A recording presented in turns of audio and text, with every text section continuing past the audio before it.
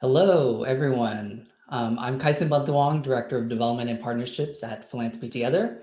We would love to know who's joining us today, so if you haven't already done so, please introduce yourself in the chat. So welcome to the session, State of LGBTQ Giving. We have a jam-packed and incredible conversation ahead of us.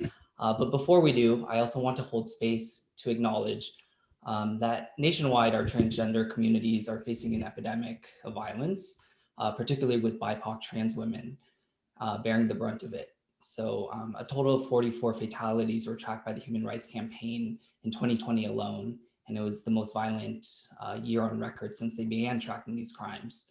So even today in 2021, we see that the deaths of transgender individuals are up 100% in just these first 4 months alone. So I ask that we collectively please take 10 seconds to silence us, 10 seconds of silence to honor those lives lost.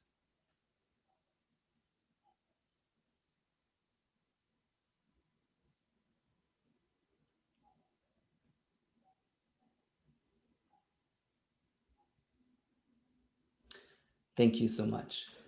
So despite the extraordinary progress of the LGBTQ plus community has made over the past many decades to secure their basic civil rights, discrimination is still rampant. Yet there is still an incredible opportunity to fill this gap through funding. This is why we're here to talk today. And we have this incredible, truly extraordinary panel.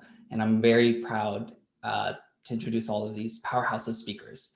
Our first one is our moderator, Lyle Matthew Khan, and he's working to advance racial, economic, and gender justice in philanthropy as both a senior fellow at Change Philanthropy and interim VP of programs at Asian American Pacific Islanders in Philanthropy, AAPIP. His reports have been featured in numerous academic journals by think tanks, government agencies, and many national newspaper outlets.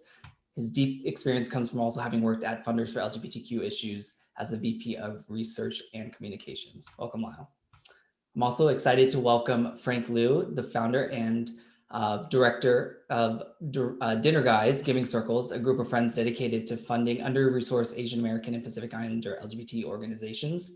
He's named by AAPIP as one of the top 25 leaders in action, and he currently serves on the board of Stonewall Community Foundation and Sea Change Capital Partners.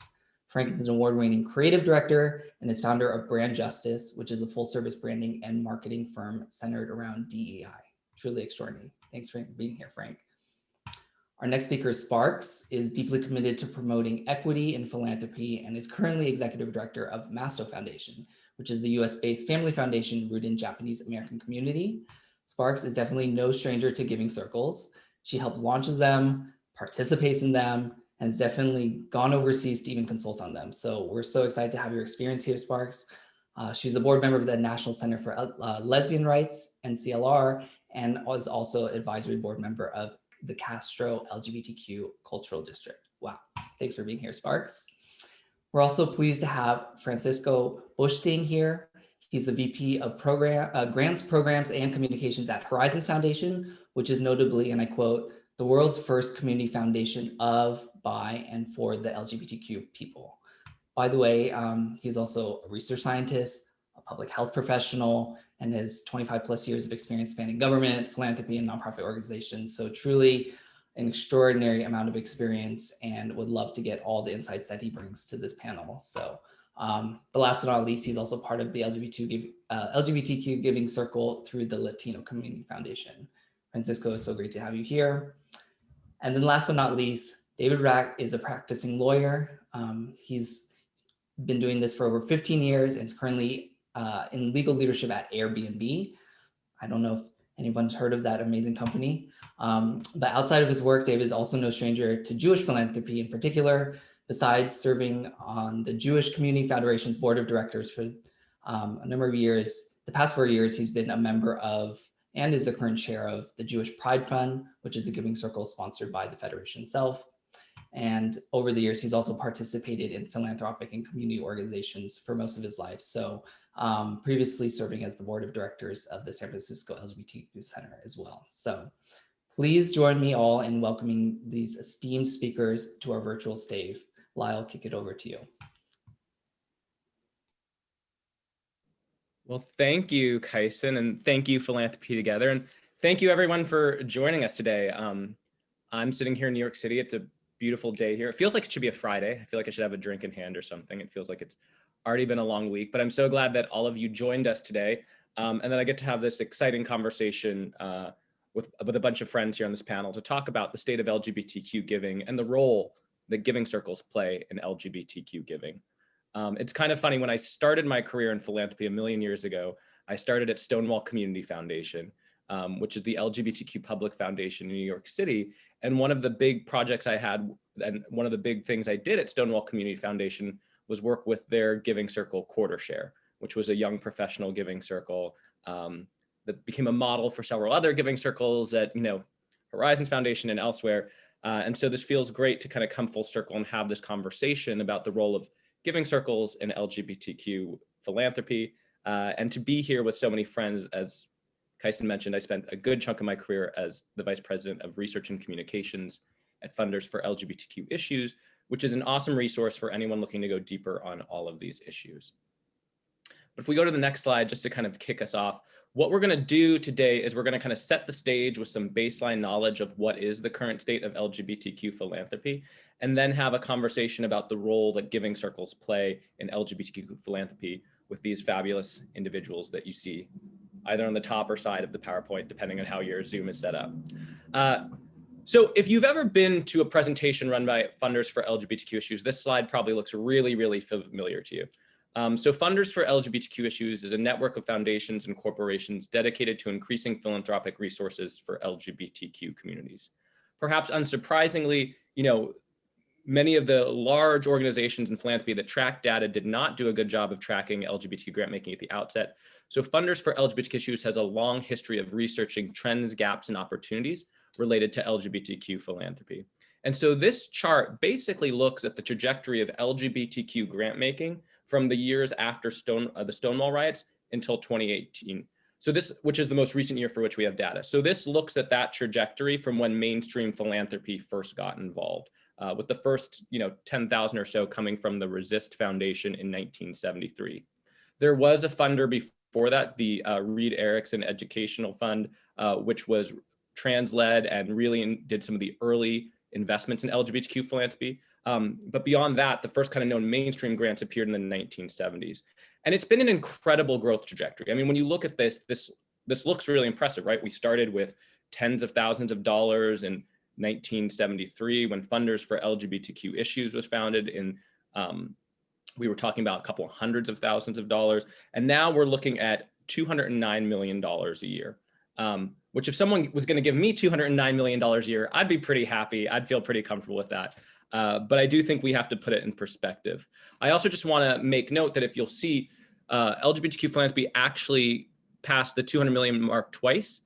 The reason for the two different lines there is the first time that we passed in 2016 was actually on account of the Pulse nightclub massacre, which was obviously a major tragedy for our community, and resulted in a substantial bump in funding that was really for the survivors and the families of the victims, but it was obviously very time limited. But we were able to come back up and have a pretty consistent growth. And if you look at that blue line underneath the pink line, that's what it would look like without that philanthropic support. So we've had great growth, but again, $209 million, while that might sound like a lot to an individual, for an entire community, it's really just a drop in the bucket, right? To put it in perspective, philanthropy writ large is awarding $80 to $90 billion a year. And at $209 million a year, you would only be able to keep a museum like the Art Institute of Chicago, which is one of my favorite, open for 9 months. You wouldn't even be able to fund a large museum in a city for a full year. And yet this is money that's dedicated to an entire community of people. And if we go to the next slide, as I said, when we're talking about what does this look like in the context of philanthropy, right? $80 to $90 billion a year awarded by all the foundations in this country. What we're talking about is that for every $100 awarded by US foundations, only 28 cents goes to LGBTQ communities. It's a really, really tiny fraction. And no matter how you want to figure it out, I like to think philanthropy could do better. But if we go to the next slide, what we're really talking about today is the role that giving circles play in LGBTQ philanthropy. And so where do we find giving circles in this work? Where does the money come from, right? Well, the majority of the money actually comes from private foundations. About 40% 45 to 50% in every given year comes from private foundations. The rest comes from anonymous funders, community foundations, corporate funders, and public foundations. There are some unique things about LGBTQ philanthropy. 29%, or nearly a third, actually comes from LGBTQ specific donors. So that would be, as you know, we mentioned where Francisco works, LGBTQ public foundations like the Horizons Foundation or the Stonewall Community Foundation, where Frank is on the board. That would be an LGBTQ public foundation. An example of an LGBTQ private foundation would be like the Arcus Foundation or the Gill Foundation. And so about a third comes from the community, which I think is relevant as we get into talking about the role that giving circles play, right? A third comes from our community, which is fairly unique in terms of philanthropy for traditionally marginalized communities. The positive thing is that number actually has been shrinking. When I started Funders for LGBTQ Issues nearly a decade ago, that was closer to 50%, and we're now down to a third. When we look at what percentage comes from public foundations, we're talking about nearly 20% or 19% comes from both non-LGBTQ public foundations and from LGBTQ public foundations, or I'm sorry, about 21%. So we're talking about a fifth of that money. And that is where we would find most of our giving circles. They're usually housed at either LGBTQ public foundations or non-LGBTQ public foundations. So again, we're talking about a smaller chunk of the overall giving as we're talking about what comes from the giving circles and where that's going. And if we go to the next slide, we're also talking about a funding landscape and a funding picture right now, right, that is not evenly distributed across the United States. And this is, I think, another reason why when we get to this conversation with our amazing Giving Circle panel, we'll talk about the important role giving circles play on the local level. So when you look at that $209 million, right, automatically in any given year, about 20 to 25% of LGBTQ grant making goes outside the United States. We have several funders that are funding around the world, and so that's outside the United States. Roughly 30% or so, another third is for national LGBTQ grant making. And then what you're left with is about 15% that is for the state and regional level, and 30% that's at the local level. And that's what we're looking at here at this map. This map kind of shows how LGBTQ funding is distributed across the country.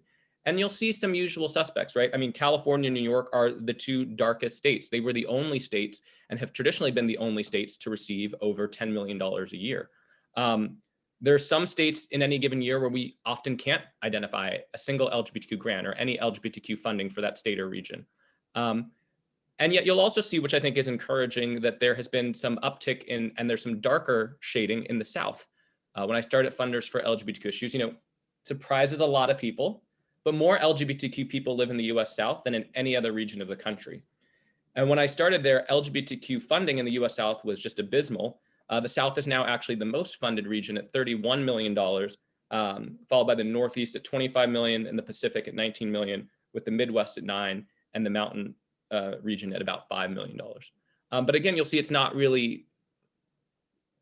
even across the country. And if we go to the next slide, what I think is a really great statistic that we have is what we at Funders for LGBTQ Issues used to call the GDQ, or the grant dollars per queer, which looks at how much LGBTQ funding goes to a given state or region based on the population. And you'll see that this map looks really different, right? All those dark ones in the South get lighter. And when you look at the GDQ in the South, it's closer to the national average. The national average was $8.70. In the South, it was, I think, about $8.77.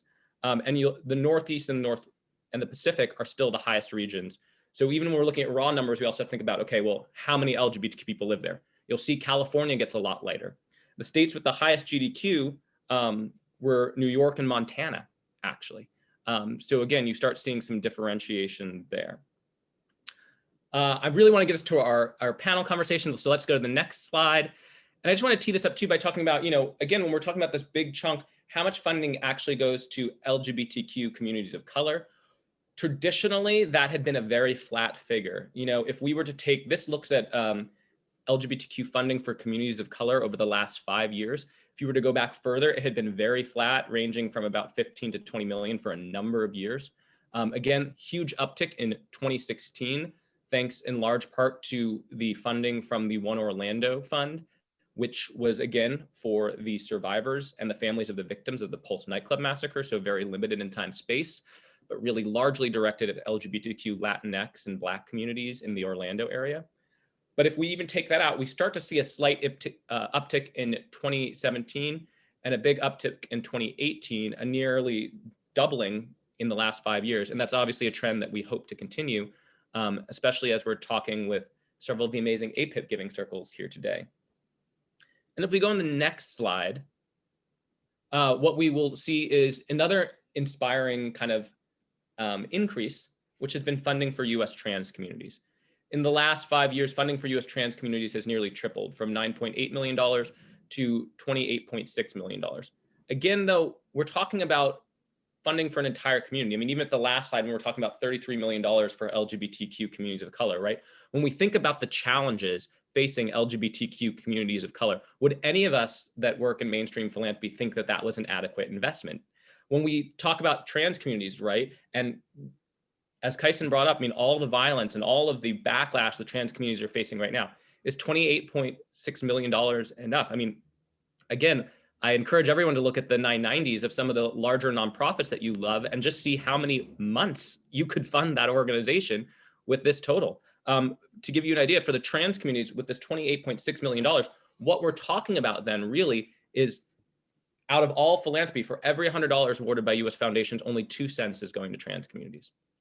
So I'm going to stop there. If there are any questions, feel free to chat them. I guess we didn't really talk about how we would handle questions, but hopefully that was pretty thorough. I think we're going to go into kind of a panel conversation now.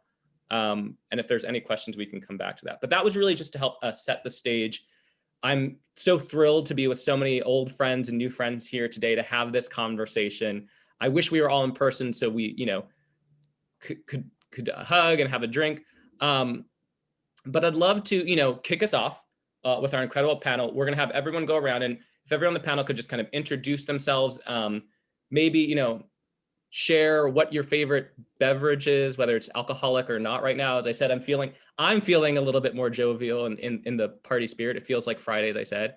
And then also just tell us a little bit about your giving circle, or which one you're representing here, when it was founded, how many members you have on average, if there's a specific focus within the LGBTQ community, and roughly how much you award annually.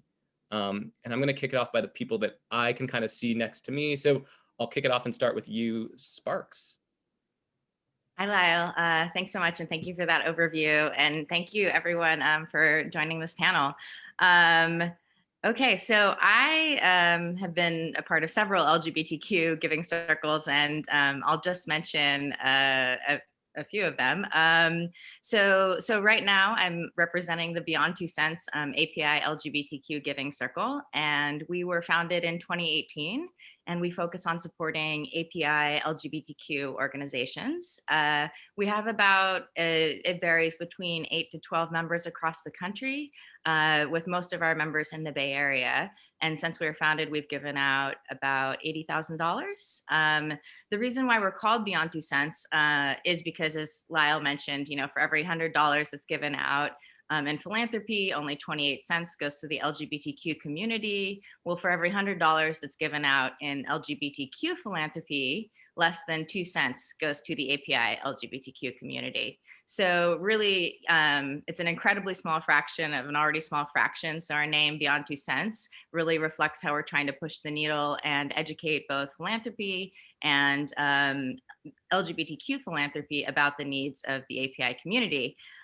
Just 2 other ones that I'll quickly mention.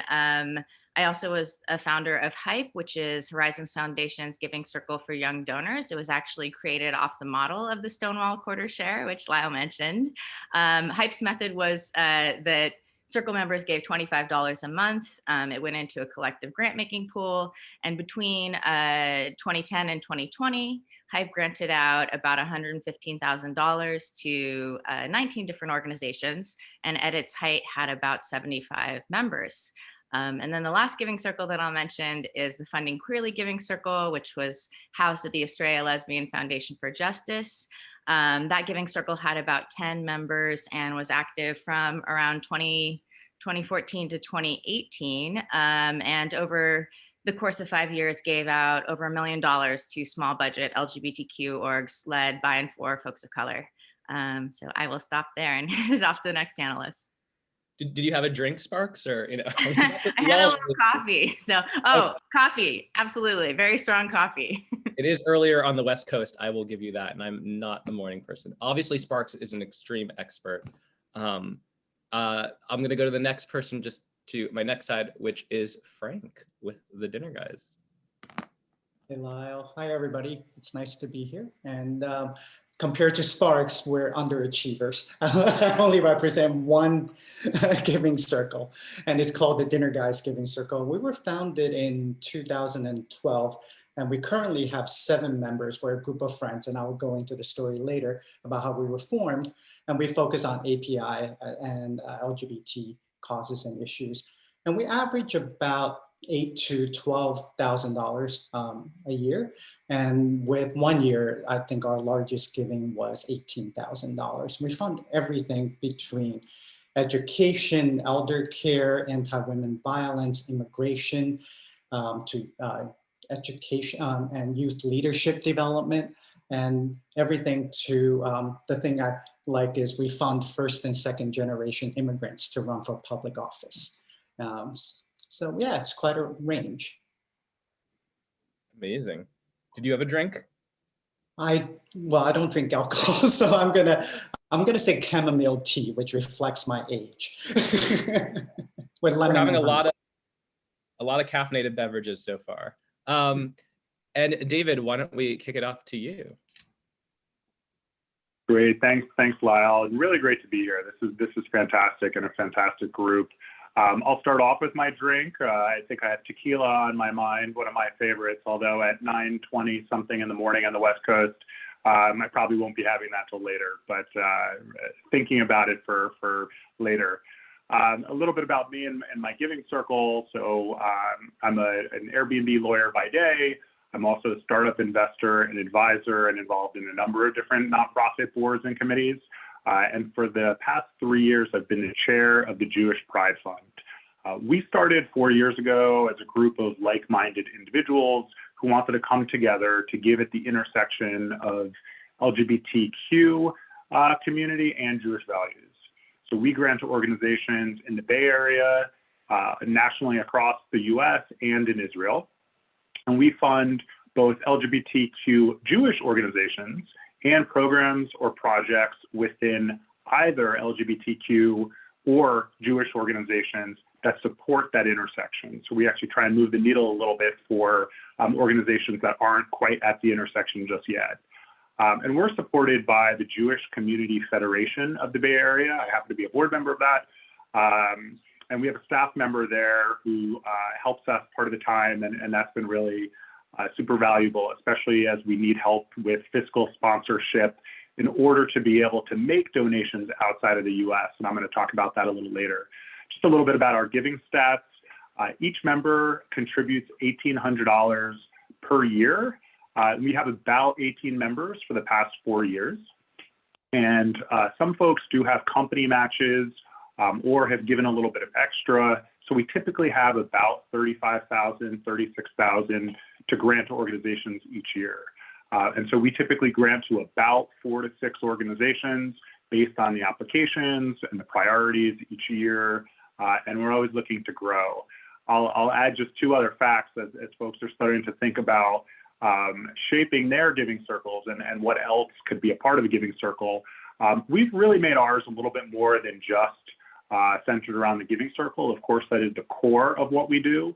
But after talking to our group members, we wanted also more community. So we've included a few social events, community volunteer projects, and also learning opportunities through speakers. And we found that our giving circle was not only great so that we could pool our resources and give back to organizations with specific intent and impact, but also build community among the members itself. And lastly, we're also working on an incubator program. So we're really the only Jewish LGBTQ giving circle that we know of. And so we've worked to put together our mission and values and grant process and applications and our grantee organization lists and are working with a technology platform to try and share that out with other metropolitan areas and really seed giving circles in other places as well. Amazing. I love that you think it's too early at 9 a.m. for tequila. It probably is. I was really hoping someone was going to say the Philanthropy Together drink that I didn't try yet, but was in my little cocktail kit, give them a plug for the summit. But last but not least, I want to turn to a longtime friend of mine, Francisco, over at Horizons Foundation, and let you introduce yourself. Thank you, Lyle, and great to be in community with everyone today. Favorite drink, I'm going to go with coffee since it's mornings in the West Coast, but usually a martini in the evening. So I'm part of the, as it was said earlier, by day I'm a philanthropoid. I work at a foundation. So in the evening, I'm part of the LGBTQ Latinx Giving Circle at the Latino Foundation.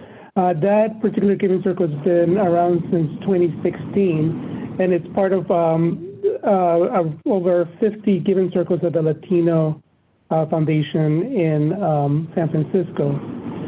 We have around 21 members currently, and the minimum amount that each member gives each year is $1,000. And of course, that also includes, to add, you can add corporate matches and other things that come our way. We award around 4 or 5 grants a year. And really, given that if you think of the Latino community and the LGBT community, how diverse, multi-sectional both communities are, we really fund across various segments, everything from refugee and asylum to mental health, arts, and youth. So it's really a variety of issues that we fund across. Amazing. Well, as you guys can see, we spared no expense to get like an incredible panel of folks here today. So I think, just diving into the conversation, I think Sparks, as you mentioned, you've been a part of several giving circles. I mean, I think you probably have been a part of more giving circles than anyone else here on the call at this point. You've helped found LGBTQ giving circles. You've also seen several up close and personal. You lead your family foundation work. And, as you mentioned that, with that in mind, I'm really curious, what do you think are some of the top challenges facing LGBTQ giving circles today? And perhaps, more importantly, why are they critical in this landscape? You mentioned with Beyond 2 Cents, getting beyond that, I'd be remiss to say that LGBTQ AAPI philanthropy has never exceeded $2 million in a given year and is often about $1 million a year. And so what are some of the top challenges and opportunities today that you see, I guess, for LGBTQ AAPI giving circles and LGBTQ giving circles writ large? Yeah, so I'll try and be brief and touch on the 3 circles that I mentioned at the same time. So with Beyond 2 Cents, I would say that our biggest challenge is actually recruiting new members and capacity. We've been, making grants, but capacity to really take it beyond what I was mentioning with, we want to educate philanthropy and educate the API LGBTQ community. That, many of our members are already involved in the field of philanthropy. And so it is that's probably our biggest challenge. With HYPE, the biggest challenge was the diversity of membership. If I'm being completely honest, when HYPE started, it was about 74 gay white men and myself. And so because the LGBTQ community in many respects socially is fragmented, diversity doesn't just happen. So with HYPE, we made a concerted effort to reach out to folks who were maybe not seen as a stereotypical Horizons Foundation donors, mostly because we recognize that if HYPE recreated in its young donor circle a lack of diversity, that would be sort of the face of donors of Horizons Foundation for the next 10, 15, 20 years. So we especially realized that it was important that HYPE diversify. With Funding Queerly, our main challenge was need, that in the first and second year, we received over 50 applications. After a second round, we surveyed applicants to find out how much time they took on their application, and we found out that the average was about 10 hours. So this was pretty shocking when we multiplied 10 hours working on an application by 50 applicants. And then if you think, if they're paying a director of development, maybe $35 an hour. And we started to realize actually monetarily, we were taking resources from the community. So we significantly streamlined our application in the following years and also really tightened our parameters. So we didn't waste folks' time as much. There also were challenges with administration. Estrella is a very social justice focused organization, but we were giving out a lot of money and raising it, and we had our own sort of values and hopes and process. And so there were things that we wanted to do in terms of taking risky grant making, but there were, ultimately Estrella had to approve our grants, and there were some requirements that Estrella as a foundation imposed that we, the Giving Circle, wouldn't have. The second part of your question, why are Giving Circles so critically important to the movement?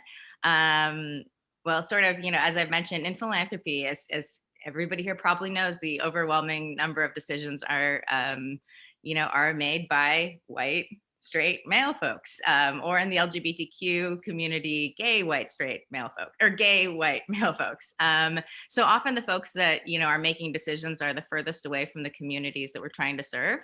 And so Giving Circles, especially those which consist of diverse identities, they just broaden the table of stakeholders, and particularly in a community like the LGBTQ community, where intersectionality is so critical and where there might be the biggest opportunity for positive change, diversity is really important. And last, Giving Circles can be swift, they can be bold.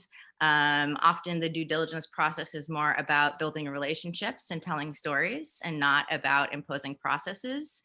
You're not trying to appease trustees, or you're not trying to give grants that would be marketable or would make a foundation look good. It really is just based on, the values and interests of the circle members. Another thing I think, I know Lyle, you're aware of these stats, is that many LGBTQ community serving orgs, particularly those that are run by and for folks of color, have budgets, under $50,000, don't have staff. And sometimes these organizations can't even get their foot in the door with a foundation. A foundation would never consider funding a unstaffed organization that has a budget of $25,000. So Giving Circles can really seed a lot of that work. So I'll pause. That was super helpful, and I think you really set the table for us right now, right? I mean, mentioning on the challenges side, some of the challenges of maintaining a diverse group and that's representative of the LGBTQ community, right? And supporting just what is immense unmet need by the philanthropic sector right now. And then, the host side of things, the administration can be a challenge. And then on the plus side, right, just being able to say, okay, how can we broaden the table of stakeholders? How can we bring some diversity to a sometimes less diverse than we might like sector? And how can we be swift and bold in some of these things and really make things easy for folks? It is interesting. One of the things that we've seen in LGBTQ philanthropy, and I think was actually the last slide that I just jumped away from and didn't even put up there, was a trend towards giving more and more towards non-LGBTQ specific organizations, right? I mean, I think in 2018, about a third of the grant making went to non-LGBTQ specific organizations. And there certainly is the benefit there of increasing an organization's cultural competency. But on the flip side, we want to make sure that we're supporting some of these really small grassroots organizations that are meeting unmet needs that, like, a large mainstream provider is not going to be able to meet. And with that, I'd love to kind of switch over and ask you, Francisco. I mean, Francisco, as you've noted, in your day job, you work at the Horizons Foundation, one of the largest LGBTQ specific public foundations in the country. And I'm wondering if you would add anything to what Sparks just said about the unique value proposition of Giving Circles and the LGBTQ philanthropic landscape. And perhaps moreover, if you could just speak to how do we advocate for increased LGBT grant making and giving, while also acknowledging and acting in solidarity with calls for funding for other communities of color and racial justice work. I mean, we saw kind of the lack of growth there, a positive uptick most recently in funding for LGBTQ communities of color, but we noted it's been really flat for LGBTQ AAPI communities and other communities. So I'll let you kind of take it away there. Sure, very good questions. I would use that what the 2 points that you, Spark, made on the importance of funding the grassroots organizations. I think, if we look at the ecosystem of nonprofits and where Giving Circles fit into philanthropy, is really being able to resource grassroots organizations in different ways that will be iced out of regular philanthropy funding streams. And sometimes grant from a Giving Circle is their entree into those funding, more traditional funding streams.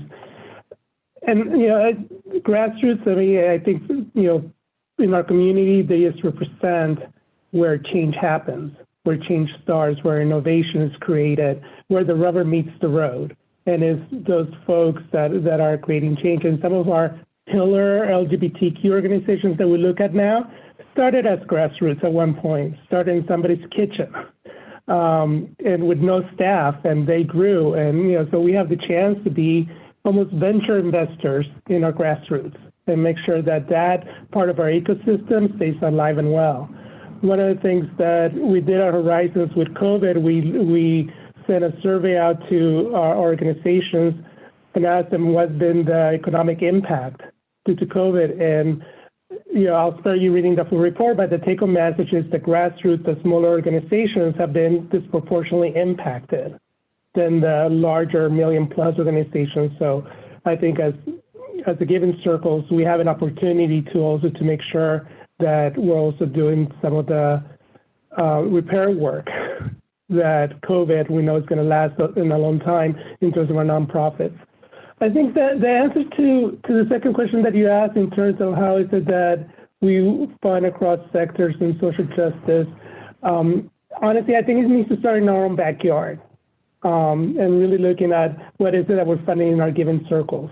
If our slate of fund of what we decide to fund each year, if we're not elevating the underserved parts of our community, the underfunded parts of our community, if we're not elevating the intersectionality issues within our community, then we need to start there before we can go and have those conversations, right? We have to model the change that we want.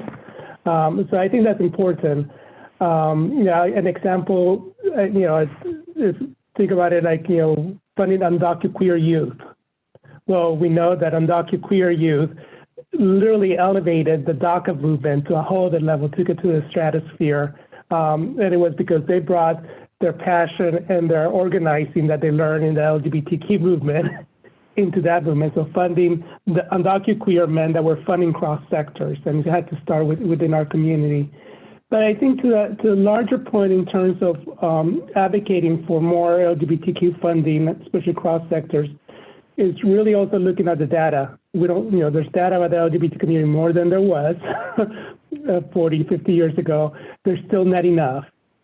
But we know we have data both in the US as well, other specific country data that we can really talk about.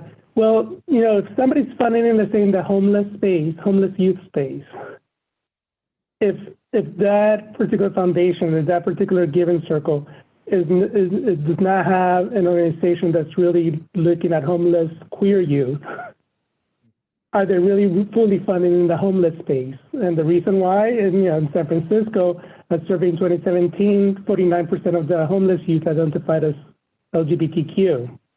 And you would say, oh, that's San Francisco, right? Well, the national average for homeless youth identifying as LGBTQ is 40%.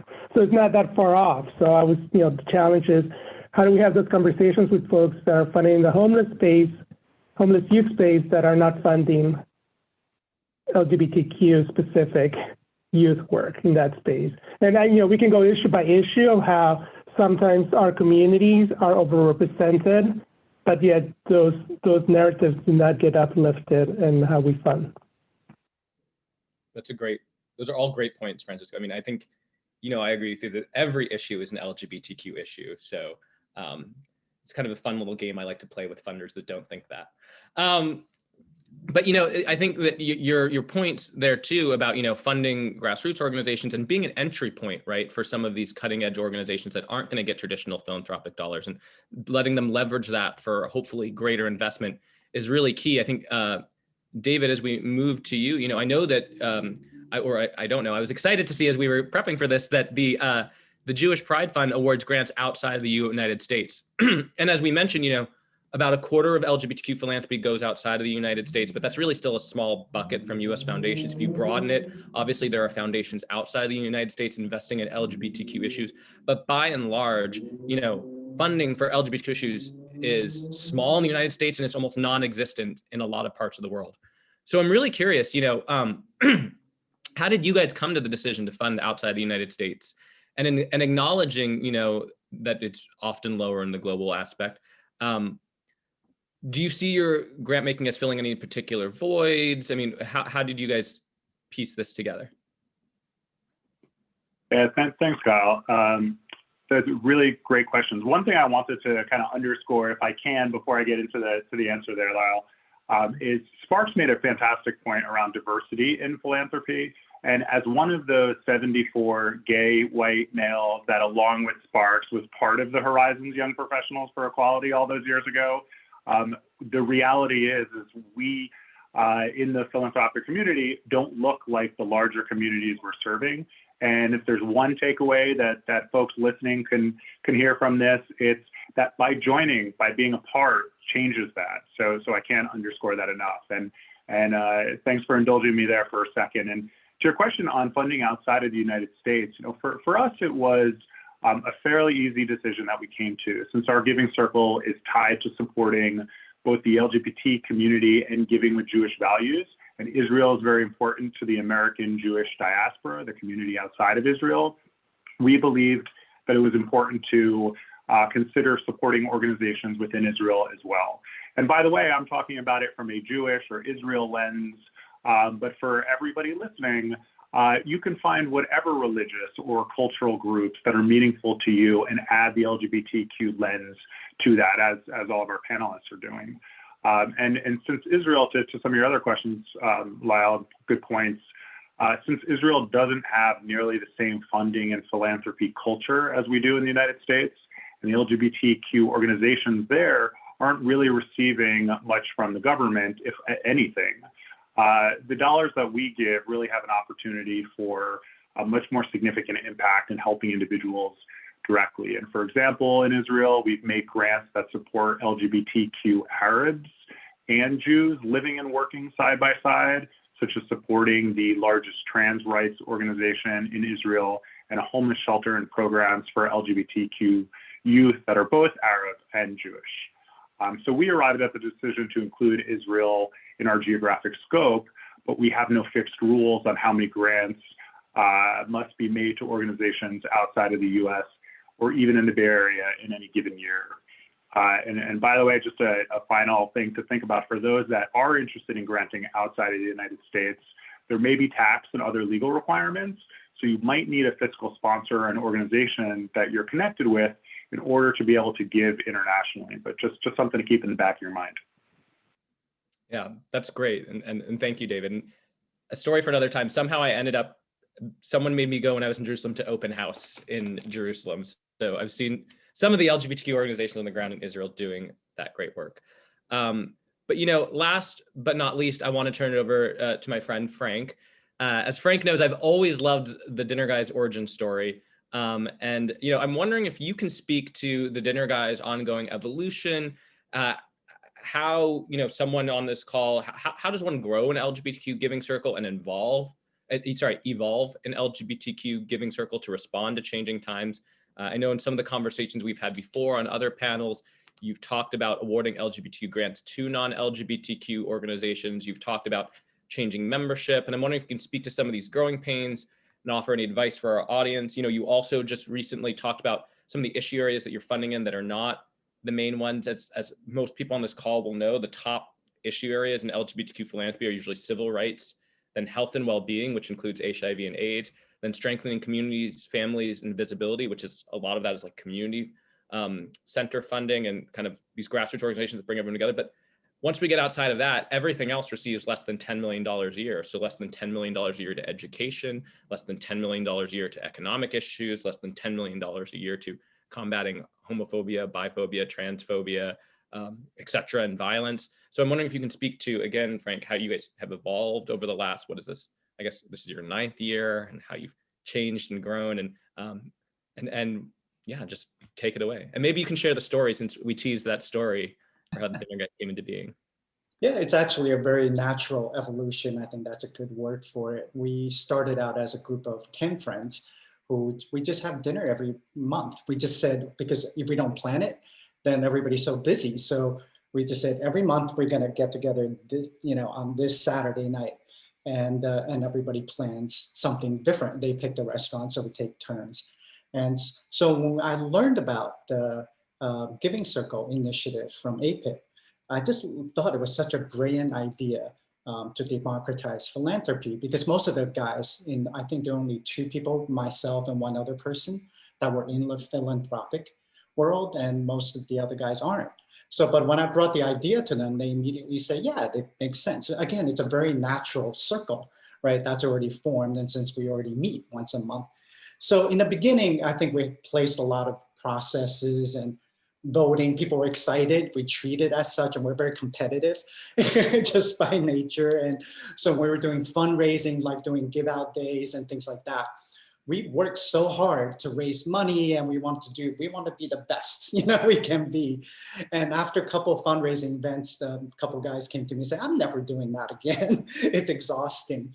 And after a couple of meetings, people say, that felt like work, let's not do that. And Noelle Ito, who was the sort of heading the Giving Circle initiative at AAPIP at the time, I was talking to her. She was advising me on all of this, and she said, "I'm very worried about preserving your friendship. The friendship of the Giving Circle, and I'm not that worried about whether the Giving Circle will survive, but I want to make sure we protect your friendships." And she said, so she gave me a couple of advice, which I so appreciated. She said, don't force it, let it be. Just let it naturally be what it wants to be, which is good advice for life, essentially. And don't forget to have fun. She said, that's why we get together every month, and because it's fun. So that's when I realized, oh, wow. So we stopped any processes, we stopped having meetings. And so it evolved that way.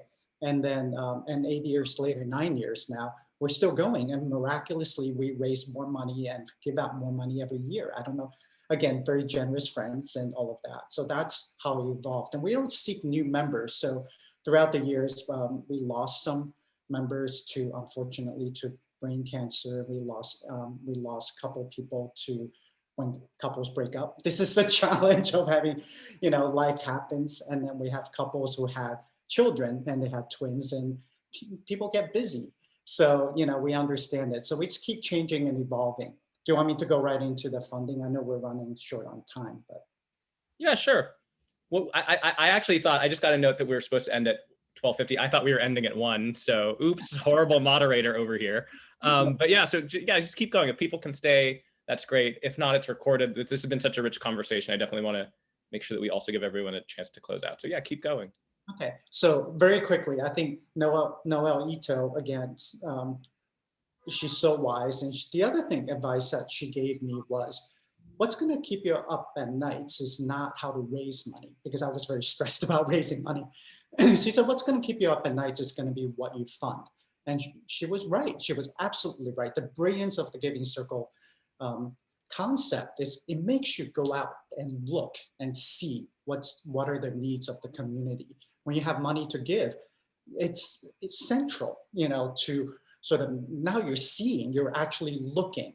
And so we started talking to people, and the power of collective giving is that it opens doors to conversations. And the people I have met, the conversations I have had, the things I've learned. I'm so grateful for AAPIP. It has changed my life, and for the Giving Circle, and it changed so many lives because of it. Again, these conversations, it's a way when we plant seeds in people's minds by saying, when we went to SAGE, so for example, SAGE is the largest national LGBT elders advocacy and services group. We asked them, I said, how many API people are coming to your center, their largest center in New York City at the time, and participating? And they said 2. And I said, wow, that's kind of shocking. And they understood it, they knew it. And it just, again, it was just conversation at the right time. They wanted to change that. So we gave them a small donation by their standards, but large donation by our standards. And then we said, let's do some outreach. And we had lots of great conversations. And within a year, that number increased to 62, from 2 to 62. So again, these little seeds then matters, the impact, the ripple effect. Again, it's in their mind now when they think about how they do outreach. It's completely changed. So that's really powerful. And then during the pandemic, of course, it's been mentioned many times, the violence against the trans community has increased. And so I called up Womankind. And again, opens doors, right? The development director, I said, hey, we have funding that we want to focus on the trans community. What is Womankind doing about this? And she said, we want to focus on it too, but we don't really know, they haven't done it very focused, like with the intense focus. I said, if we give you a little grant, what would you do? So within 2 months, they actually found a few cases that are LGBT and trans focused people. And the fact that we can have that conversation and give their programs people and their outreach people that opportunity to have that conversation, we're just so grateful the impact that it has had. Amazing. I mean, I've always thought you did great work, and I kind of miss, Frank, I can totally relate. I think you and I are the two New Yorkers here, and I miss when I was so busy that I had to book things a month in advance for a dinner. My social calendar is not as busy anymore as you might imagine. And I think that's great advice. As you can probably tell, I'm all for joy and fun. I think we're going to close it out soon. I'm just going to ask one last question to the panel, and then I'll also just see if anyone wants to chat a question. Maybe some of the panelists can pick it up. But I'm guessing, like, a few words, a word or two. What is one thing, one hope that you would have that today's audience would remember about LGBTQ giving circles or LGBTQ philanthropy, or one thing you hope today's audience would do when it comes to LGBTQ giving circles, especially in this moment, right? Especially when we're trying to be in solidarity with so many other movements, social justice movements, communities of color, racial justice. What is like the one or this quick 30-second soundbite you would give to advance this work? And I guess we can go back in the same order. So Sparks, why don't we kick it to you? Great. I thought I had a word. I have 30 seconds. That's incredible. Well, luckily, Dave mentioned what I would want folks to walk away with, which is, recognizing and acknowledging that philanthropy was built on an equitable system of wealth accumulation in America that is privileged white, straight, male identities. But giving circles provide this amazing low threshold and fun way for folks to get involved with philanthropy. So I personally think the biggest benefit of LGBTQ giving circles is it's really giving folks the opportunity to change their communities for the better by letting them invest in each other. And that's a wonderful and amazing thing. Also, I want folks to know, LGBTQ folks are the experts of our communities. So if you're in with an allied circle, seek out advice from, LGBTQ folks. I am also going to throw in the chat here the link to the Trans Justice Funding Project. Trans Justice Funding Project is amazing. And if you want to learn more about trans organizations out there doing great work, then they're an excellent resource to reach out to. And then I'll just throw my own email address in the chat. And if folks have any questions about any giving circles or anything, please feel free to reach out to me. Sparks. I'm trying to remember the order we went next was Francisco. You're up, buddy. Yeah, very quickly, I would say, think locally, act globally. And one way you can do that is, a great place, and I threw it in the chat, to look for local grassroots organizations across all the 50 states, DC and Puerto Rico. Horizons is the home to Give Out Day. It's the National Day of Giving for the LGBTQ community. The database is open all year round, and you can go into our database and search for LGBTQ organizations in your community. So if you type in Oklahoma, 7 organizations are going to come up that are based in Oklahoma. So if you're a giving circle in Oklahoma, you can find organizations that you may not know of that are right in your backyard that you might want to think of engaging and giving to. So I think it's a great resource to look for really local groups that are doing this amazing work for the community and ways to be in community with folks that you may not know. Amazing. David? Thanks. Yes, I'd like folks to leave this conversation knowing that you can do this. And you don't even have to start with a lot of money. Just look within yourself first. Think about what is most meaningful to you, where you'd like to have an impact, and what matters most to you. And find like-minded individuals, whether it's your friend group, dining partners, school, work, other organizations, and keep asking questions. And in my experience, it's been so overwhelmingly rewarding and community building at the same time. I can't underscore enough how important it is for our larger LGBTQ community, but also for the individual. Amazing. Frank?